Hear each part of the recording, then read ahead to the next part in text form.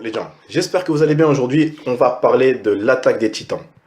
L'attaque des Titans, donc pas l'attaque des Titans premier du nom, mais là c'est Before the Fall. De toute façon, il est marqué dans le titre, vous allez me dire. Et donc on va parler du scan numéro 2 de Before the Fall. Alors la semaine passée, on avait terminé le scan avec la naissance du héros. Donc maintenant on a connu son prénom, il s'appelle Kyukuro. Hein. Donc on avait vu qu'il était né parmi le vomi d'un titan. Et c'est pour ça que ça avait été que c'est maintenant un enfant maudit. Et résultat, quand tu es un enfant maudit qui naît là où t'as pas envie de naître, où t'es pas censé naître, ben on t'enferme pendant 13 ans. Je crois que c'était 13 ans. Hein. Donc, le scan numéro 2 commence avec donc Yukuro, dans une cellule, il est affamé, le gars il est tout maigre, il est faible, et il pue, hein, comme il le souligne très bien les deux personnages qui sont devant lui. Et donc, en face de lui, on a deux personnages. On a un riche, je ne sais plus trop, un acheteur, hein, tout simplement, un acheteur et un vendeur.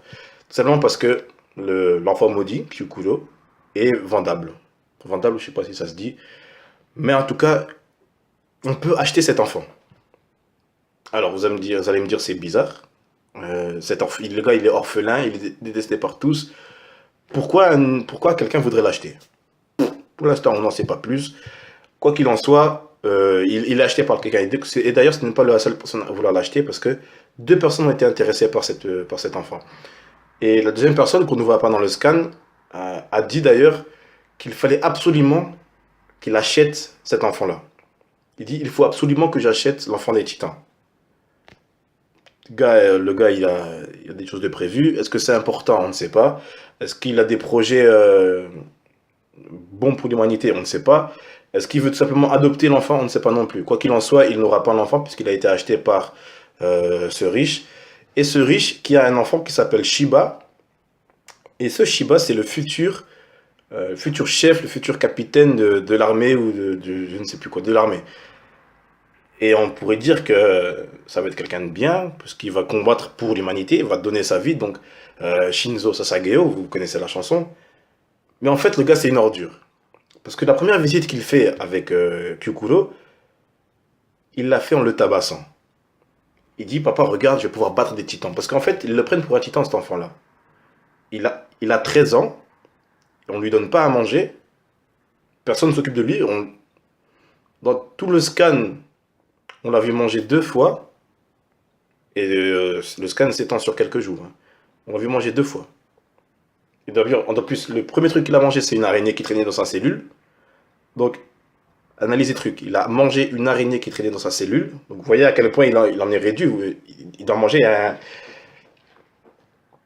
La plupart d'entre vous, ou moi-même, enfin, pas moi, je crie pas devant les araignées. Mais si vous avez des sœurs ou quoi, si elles voient une araignée, elles vont crier, elles vont pleurer, elles vont partir en courant. Elles vont jamais penser à manger ça. Parce qu'elles ont à manger. Mais imaginez-vous dans une situation tellement désespérée qu'elles doivent manger cette araignée-là. Imaginez-vous à quel point il doit être vraiment tout en bas de l'échelle. Même en dessous du sol de... Tu vois, t'as l'échelle avec les barres, t'as le sol, en dessous du sol. Bah lui, il est là. Il est tout en dessous du sol. Imaginez à quel point il doit souffrir, le gars. Et la deuxième fois qu'on le voit manger, c'est... donc Shiba, le futur capitaine, il a mangé une pomme devant lui, il a acheté le trognon. Et là, Kyukuro a mangé le trognon. Donc c'est les 2 fois où il a mangé. C'est même pas un repas. Donc vous voyez, le gars, c'est même pas un repas. Et malgré ça, donc Shiba qui est venu le tabasser pour le plaisir, pour montrer qu'il peut frapper selon lui, des titans, il ose dire, putain, mais t'es faible, mec. T'es faible. Montre-moi de la résistance. Il lui dit, montre-moi de la résistance, t'es faible. Le mec, il ne mange pas, personne ne s'occupe de lui, il est dans une cellule sombre, humide, avec des insectes pour compagnie, et il ose lui dire que t'es faible. Putain, à chaque fois, maintenant, dans tous les mangas que je lis en ce moment, je vois des personnes détestables pareilles. Ça me rend fou. Vraiment, ce genre de gars, j'ai envie de secouer, genre, vas-y, mets-toi à sa place, échanger de rôle avec Kyukuro et Shiba, et vas-y, vis ce que lui, il est en train de vivre. Mec, mets-toi à sa place, tu peux pas le traiter de faible, sans savoir ce que lui, il vit tous les jours. Et même, en fait, il devrait s'en douter qu'il est faible, forcément. Un prisonnier, on lui donne pas à manger. Tu réfléchis ou quoi, mec? Franchement, il est tellement cool, et puis t'avais son père qui était derrière, il fait, oh, oh, oh, je suis fier de toi, nanana, alors que... Enfin bon. On a la connaissance d'un troisième personnage qui sera important aussi, je pense, qui s'appelle Charles, mais c'est une fille, mais c'est la sœur de Shiba.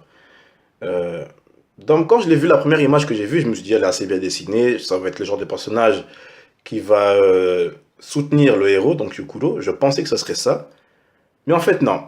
Parce que après avoir acheté donc Kyukuro, le père de Shiba, on apprend en fait qu'il l'a emmené dans sa maison pour je ne sais pas encore quelle raison. Et donc il vit, enfin il dort sous le même toit que que Shiba, Charles et les parents. Et je suppose qu'ils ont des domestiques parce que vu la baraque, je pense qu'ils ont des domestiques. Et Charles, on la voit avec un couteau dans son lit. Elle est encore dans son lit, on la voit avec un couteau. Et je me demandais qu'est-ce qu'elle va faire, qu'est-ce qu'elle fout avec un couteau. En fait, ce qu'elle dit, c'est l'enfant des titans est sous mon toit. L'enfant des titans dort sous mon toit. Il ne devrait pas être là. Cet enfant maudit ne devrait pas être sous mon toit. La meuf, elle a un visage tout clean. Tout clean. Vraiment propre. Je pensais vraiment que ça allait être le genre de personnage, vous savez, allez, un petit peu pleurnichard sur les bords, euh, un petit peu chiant, genre Linali dans Des Greyman, ou même Inoue dans Bleach. Vous savez, les genres de personnages qui sont un petit peu cool, mais quand il faut pleurer, quand c'est un petit peu triste, elle va pleurer beaucoup. Vous voyez ce que je veux dire? Je pensais que ça allait être ce personnage-là, mais qui allait être là pour le héros quand même, vous voyez? Genre un soutien, mais un soutien chiant. Et ben en fait, non. Je sais pas pourquoi je sais pas pourquoi je suis si déçu de voir ça. Enfin, pas déçu dans le mauvais sens, hein. C'est bien pour l'histoire, c'est bien pour faire euh, progresser le personnage, j'ai envie de dire. Mais c'est dégueulasse de voir que t'as plein de gens en fait qui jugent sans connaître. Vous voyez? Qui jugent sans connaître. Le gars, il a 13 ans. Je sais pas à quel âge elle, mais elle a sûrement donc, dans le même genre d'âge que lui. Mais il a 13 ans. Il est né parmi un vomi de titans. Imaginez-vous dans ce monde-là. Un vomi de titans. Donc, un amas, un groupe d'humains bouffés, donc démembrés, plein de sang, avec des faces terrorisées, etc. Et tu vois un bébé. Tu penses que tu vas détester ce bébé-là? Tu penses que tu as choisi de. Tu penses qu'il a choisi de naître là-dedans?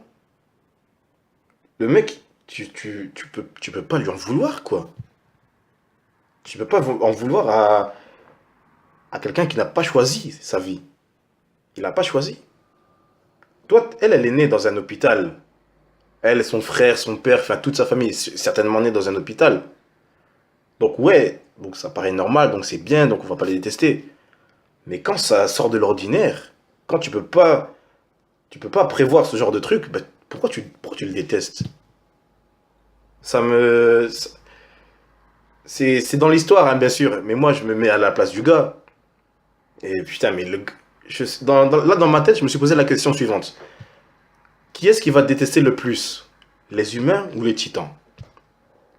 Il devrait détester les titans parce que, de un, ils ont bouffé sa mère, même si sa mère apparemment c'était pas la meilleure des mères. On l'appelle sans cesse l'enfant des titans.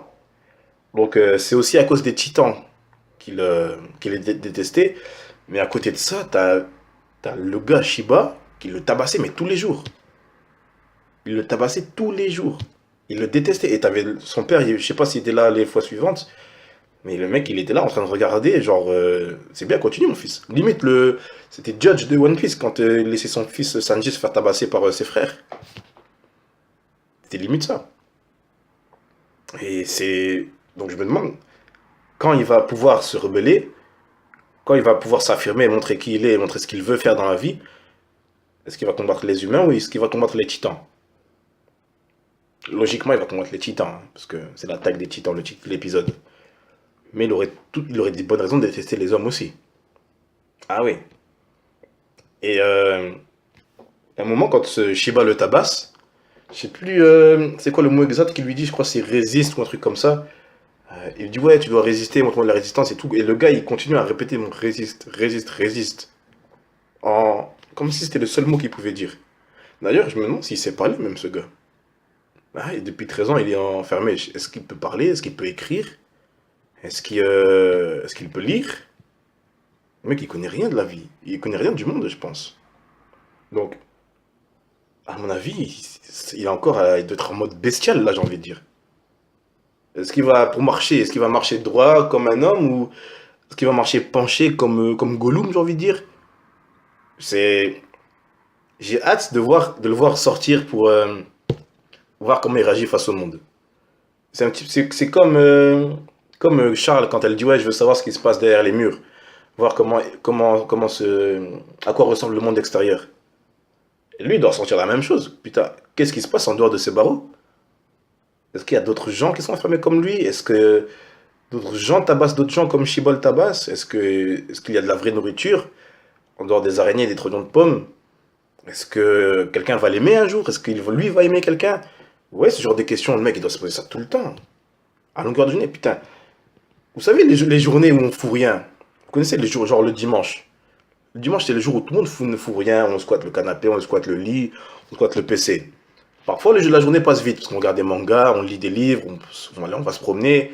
Pour ceux qui se promènent, moi je me promène pas. On écoute de la musique, etc. Mais la journée passe parfois, elle est très longue parfois. Parfois, elle est très longue. On voit pas parfois, on voit le temps passer, je veux dire, par contre. On voit le temps passer. Imaginez-vous dans une cellule, assis dans le noir, pendant une journée. Imaginez-vous à quel point le temps doit être long. Sans rien faire. Sans rien faire du tout. Le mec, il peut pas chanter une chanson pour faire passer le temps parce qu'il a jamais entendu une chanson. Il peut pas lire, parce que de toute façon, il n'y a pas de livre. Il peut pas mater de film, il n'y a pas d'écran. Je sais pas s'il y a. De toute façon, il n'y a pas de film à cette époque-là dans l'attaque des Titans. Il a rien à faire. Rien. Il peut pas manger, il peut pas boire, il peut pas lire, il peut pas regarder. Il peut pas penser qu'est-ce qu'il, à quoi est-ce qu'il peut penser, le gars? Qu'est-ce qu'il peut se dire dans sa tête? Franchement. D'ailleurs, c'est une bonne question, ça. Quelqu'un qui ne sait pas parler, enfin, quelqu'un qui ne parle jamais et à qui on ne parle jamais. Qu'est-ce qu'il pense dans sa tête? Parce que nous, quand on pense, j'ai envie de dire, on parle entre guillemets dans notre tête. On a une petite voix dans la tête qui parle avec nous. Genre, voilà, là, dans ma tête, je vais me dire, je me demande ce que je vais manger ce soir. On a une voix dans la tête. Parce qu'on a déjà entendu quelqu'un parler. Et parce que nous aussi, on sait parler. Mais genre quelqu'un à qui on n'a jamais parlé et qui ne parle jamais. Qu'est-ce qu'il pense? Quelle question incroyable. Qu'est-ce qu'un muet et un sourd pensent? Celui qui me trouve la réponse, waouh. Celui qui me trouve la réponse, je lui fais un shout-out. Une dédicace. Voilà. Donc, Charles, Shiba et son père, donc leur père, veulent découvrir ce qui se passe en dehors des murs. Et ils ont escaladé le mur. Je sais plus c'est lequel le mur. Je crois que c'est rosé. C'est le mur rosé. Pour voir un petit peu comment ça se passe en dehors. Donc, je pense qu'ils ont vu un mont, ou je sais pas quoi. C'était un truc bizarre comme ça. Ils ont vu un titan. Hein, et c'est tout. Voilà. Je sais pas trop comment ça va avancer dans l'histoire parce qu'on n'a encore aucun élément, si ce n'est un début d'intrigue quand le gars a dit au tout début qu'il y en avait un qu'il fallait absolument qu'il achète l'enfant des titans. Je sais pas vraiment pourquoi, mais ça doit certainement être le même genre de personnes qui veulent Eren dans l'attaque des titans normale. Hein. Que ce soit Reiner et Berthold ou bien le roi et l'armée, etc. Tout le monde veut Eren pour une certaine chose. Maintenant, pourquoi tout le monde veut Kyukuro? Peut-être parce qu'il pense qu'il a des pouvoirs, qu'il a des connaissances sur les titans, ou que sais-je, je ne sais vraiment pas quoi. Ou peut-être même qu'à partir de son sang, ils vont prélever un antidote. Enfin, il y a tellement de possibilités que je ne sais pas laquelle vous dire. Voilà, donc pas énormément de choses se sont passées pour l'instant dans le scan. On va avancer petit à petit, de toute façon on a le temps, et des scans, il y en a plein, d'attaques des titans Before the Fall, il y en a encore plein, et je pense que ça sort. Enfin, le dernier est sorti, était en décembre, je crois, je sais pas quand est-ce que ça sort. Peut-être que c'est tous les 6 mois ou un truc comme ça, aucune idée, ou peut-être que c'est le même genre d'auteur pour Hajime no Ippo et Hunter x Hunter, et qui sortent des scans quand ils ont envie, hein, ils s'en foutent de leurs fans. Donc, de toute façon, on a une grande marge, on a vraiment une grande marge, donc on verra comment ça se passe. Quoi qu'il en soit, pour ceux qui ont lu le scan 2, ben, on discutera ensemble dans les commentaires. En attendant, je vous dis à la semaine prochaine. Portez-vous bien, passez une bonne nuit ou une bonne soirée. Un bon appétit pour ceux qui mangent, une bonne douche pour ceux qui vont se laver, une bonne journée pour ceux qui se lèvent et un bon après-midi pour ceux qui sortent. Ciao les gens.